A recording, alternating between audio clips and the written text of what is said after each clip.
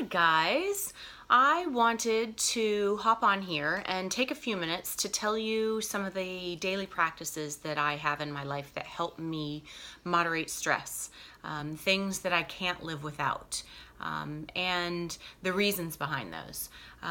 Yes, we can start the day with a cup of coffee, and that's a ritual and a routine that we get into, and a lot of people find solace in that, and the habit of doing that creates an environment where they can relax.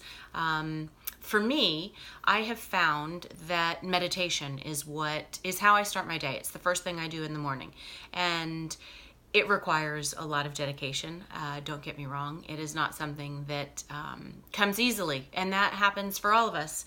Yoga instructors, meditation teachers, it's all a dedication. It's a practice that we have to cultivate. The benefits, however, of a meditation practice are astounding. And scientifically, I don't need to go into the research behind this. There are papers and journals and things that are written that show how it lowers cardiovascular disease, how it can reduce depression, how it can help with weight loss and stabilizing metabolism. All of the research is out there. The reason I do it and the benefits that I have found from it is that it allows me to tap into the stillness and silence that rests within me. It rests within all of us. We have to sit in silence in order to tap into that, though. You can't just pull that when you need it if you don't have a practice that allows you to reach that silence or to reach that patience. When I meditate, I find that I am more patient. I don't react as much as I otherwise would. I respond.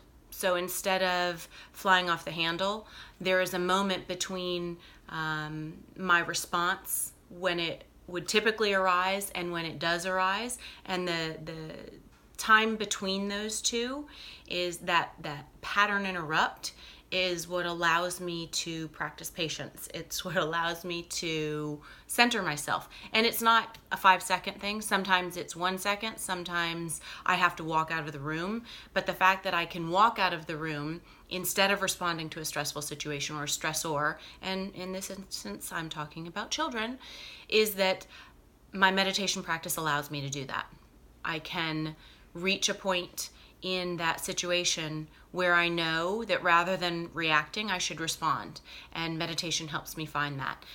Another part of meditation is that we are constantly bombarded with stressors. And it's not the kind of stress that our ancestors faced. We're not being run down by woolly mammoths. We don't need to forage for our food. It's not that kind of a stress. But the technological world that we live in provides innumerable amount factors of stress that we don't even recognize our stress. For example, the fact that I'm recording on this iPhone right now.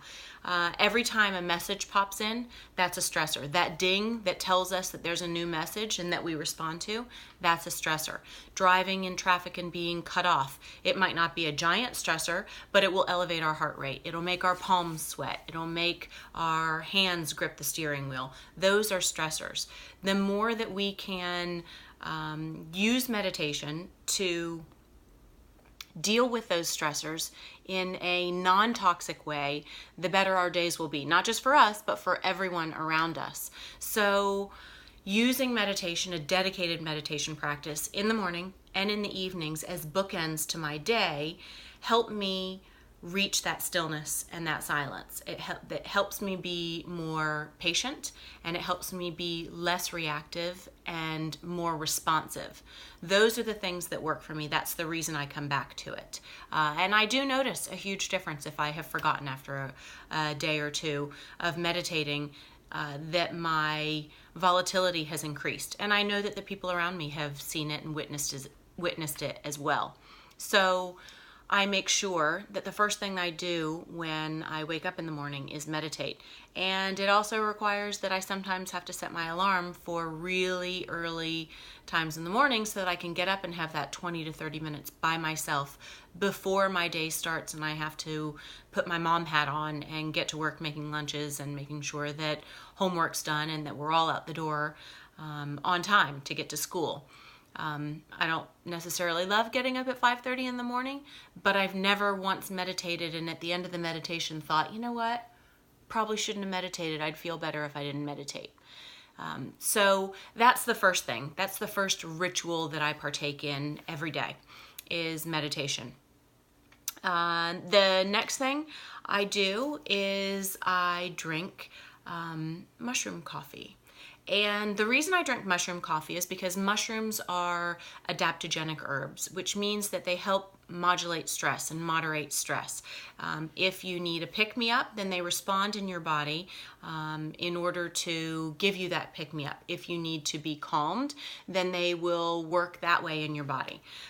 So the first thing I do is drink a bulletproof mushroom coffee. And I will be honest and tell you that the brand that I drink, which is by Four Sigmatic, has a little bit of caffeine in it.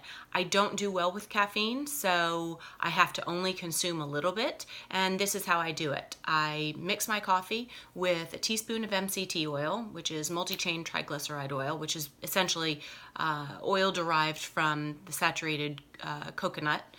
And I put in ghee, which is butter, basically, without the milk solids in it. I put that in a blender, and I put it in for about 3 or 4 seconds into the blender, and then dump it into my cup, and it looks like a frothy cappuccino. That's the first thing I drink during the day. The reason I started to drink bulletproof mushroom coffee was because I was intermittent fasting for probably a year and a half, almost 2 years. In the last couple months, I am giving my body a break from that. I felt like I needed to listen to what my body was asking for, which was not to fast during the day and start eating at 2 o'clock, but instead to have meals during the day. So for now, I don't fast, but I still have the bulletproof coffee because I like the way it tastes. And I know that those adaptogenic herbs are good for me. Another thing that I do that's part of my ritual during the day is I use a dry brush. And if you don't know what a dry brush is, imagine a brush that looks like that you hold on with your hand that you're brushing a horse with. It's got short bristles. If you put it on your skin, it's a little scratchy. The reason I use a dry brush is because a doctor I was working with a couple years ago, her name is actually Sarah Gottfried. She's out in California. She's a functional integrative physician. She made a point of reminding me that we need to practice self-care all the time. That as mothers, as parents, we put people ahead of us, of ourselves. We forget that we are important and that if we're doing well, then the rest of the family will do well. So one of her techniques that she taught was to dry brush. And the reason you dry brush is to move the lymph that's in our lymph system throughout the body. And in doing so, we remove toxins, right? And the lymph system is not like the blood. There are no veins that carry it through. The only way that the lymph moves is through muscular activity. So when we walk, we're moving and pumping lymph through our bodies. Dry brushing assists with that, and it helps that. So as soon as I get out of the shower, I grab my dry brush, I dry up, I grab my dry brush, and I dry brush myself. And you always want to, when you're dry brushing, you want to move in an upward direction towards your heart. So never down your body like this, never down your legs, but everything always comes towards the heart. So those are how many things? Meditation, mushroom coffee, and dry brushing. Those are 3 things that I do on a daily basis. I don't miss them. They are routines. They are part of my daily life right now. And I make sure, in fact, I don't even make sure. They're just habit. I wake up, I meditate, I make my mushroom coffee. After I work out, I come in and I dry brush. They have become such a part of my life that I don't even think about having to do them. They're just a part of the self-care routine that I give myself, that I prioritize for myself. And I have noticed that with a good self-care routine, I'm taking care of myself. I'm living a healthier life, and the people around me are living a healthier life. So, just a couple things that I wanted to share with you today. If you have any questions, drop a line below and I will get back to you.